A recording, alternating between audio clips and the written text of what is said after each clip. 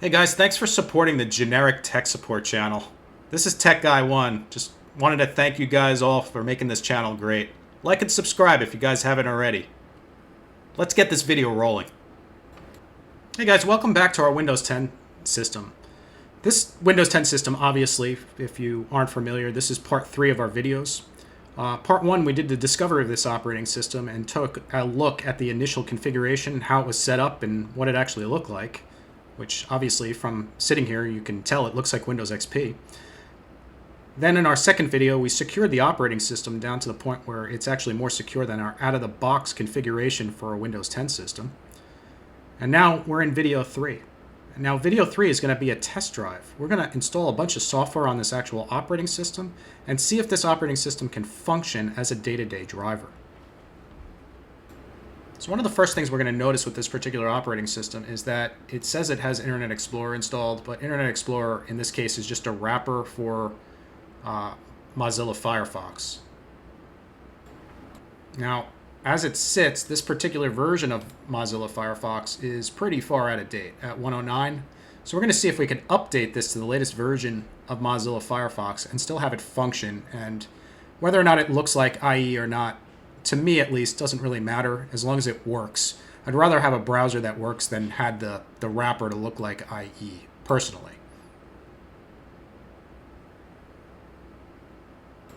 So we can see right away that once we install the later version of Firefox, it breaks the wrapper, and now we can't see any of the icons correctly, which is a problem. So I'm wondering if maybe we should uninstall Firefox and reinstall it and see if maybe that deletes our configuration for our wrapper on this particular screen. So what we're going to do is we're just going to go through the control panel and go into Add Remove Programs, go uninstall a program, and we're going to uninstall Firefox.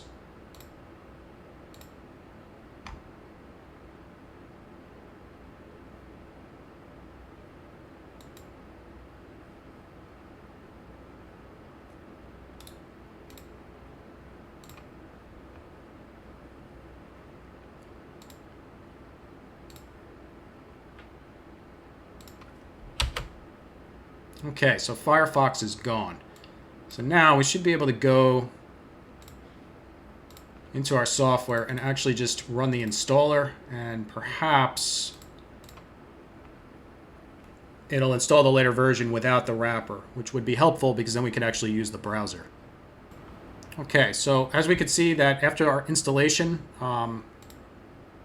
we are back to normal. I mean, it's clearly the theme pack has it very white and very not aesthetically pleasing, and we could probably clean that up. But at least for the sake of running this, it seems to work once you uninstall it and reinstall it. If it doesn't work when you first reinstall it, there is an option in the actual configuration here called refresh, which resets the Firefox version. And once you do that, that would work too. But at least in my case, it didn't require that. I was able to just reinstall it. It seems to be fine now. And we could actually check, and you can see here that we're running 125.0.1, and at the time of this video, this is the most recent version of the Firefox application on this system. So while we're at it, we're going to install Chrome and see if Chrome runs as well. Because again, the idea of using this as a daily driver is having it function like a daily driver, right? So the vast majority of us out there are going to run either Chrome or Firefox, if not have both on a machine, likely not having Microsoft Edge on a system. So it did install. Let's see if it'll actually run.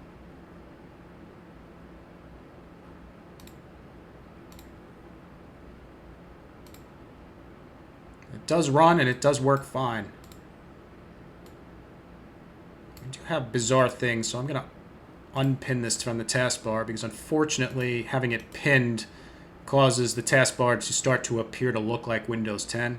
Now with that said, we do have our shortcut still to get into our Firefox application, which does work. Okay, so let's get Notepad++ installed.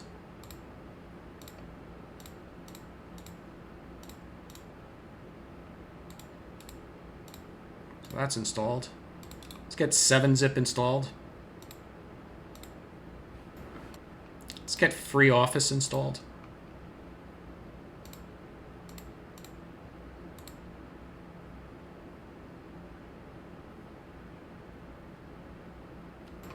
Let's get Steam installed.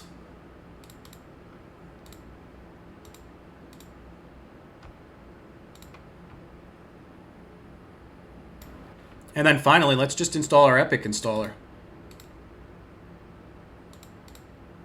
Now keep in mind, all of the forums that I read indicated that this stuff doesn't work, that the applications to install on the system do not function correctly, and that the system will not run these applications. A lot of people even complained that there were blue screen of deaths and driver issues and everything else under the sun. But I don't see any problem with this operating system. I think that the problem there is the typical ID10T errors. I might be eating my hat after I said that, because it's possible, who knows, is that once we get all this stuff installed and we reboot the system, we start double-clicking on things, we'll find holes or problems with the operating system. But at least from the installation process, everything seems to be quick and totally fine on the installation process.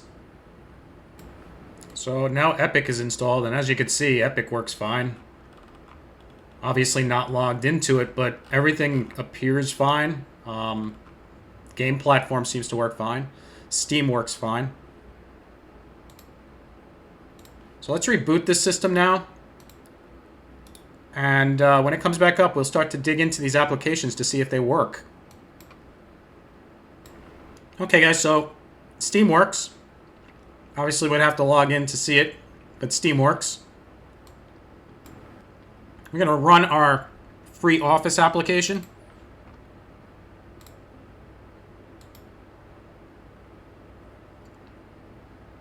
So that works too. We don't have any issues with free Office. It loads fine. So there we go. We'll just close that out. What else do we have on here? We know that Chrome works. We know that Firefox works. We know that the Epic Game console works. So at this point, everything works. I was able to install an Office application. I was able to install Steam. I was able to install the Epic Game Launcher. It has super anti-spyware on it. Firefox and Chrome both work. I haven't had a single issue with this machine. Matter of fact, not only have I not had a single issue with it, it's snappy. It doesn't feel slow. It doesn't feel laggy. It has a lot going on visually. It really does look like XP and functions a lot like XP. And quite frankly, from a security perspective, once it had all the updates installed on it, and we fixed the security issues that were relatively straightforward. Those are just built-in Microsoft typical nonsense that exists from a security standpoint. It's pretty secure too. So I would call this system a pass. I would call this good to go. If anybody wants to try it out, give it a shot. You can follow the videos. I'll put the information in the Git repository on how to lock it down. And you should be able to roll with it and just run it. I don't see any reason why you couldn't, with the exception of, obviously, the elephant in the room, which is this is LTSC. And I don't know where you're going to find the 22H2 version. But I can tell you right now that if you install the 1709 version on a system that was designed for like 20H2 or 21H2, it's not going to have the driver support. And therefore, you're going to have issues with that system. And that could be what these people are experiencing, that they don't realize that Windows 10 1511 or Windows 10 1809, if it predates the hardware you're running it on, you're going to have driver issues running the actual applications of the operating system. So with that said, if you're running a later version, if you're running 22H2, you're going to have to find that 22H2 revision. If you're running a piece of hardware, maybe like a 7th gen or an 8th gen, you should be fine running the LTSC version. But if you're running a 12th gen, 13th gen, or a 10th gen like I am on hardware, you'll probably have issues running this operating system. Hopefully you guys enjoyed this operating system. I know it was short because there really wasn't anything wrong with it. It really works well. If anybody has any information on how to get in touch with Travis, who's the guy who apparently built this thing, hit me up and let me know. I'd love to reach out to him and see if he has a 22H2 version available. I'd love to put it on the channel and send my links to him so that way people could check out his projects, because he does a solid build. And cheers to him. All right, guys, thank you so much for watching, and hope you guys have a good weekend.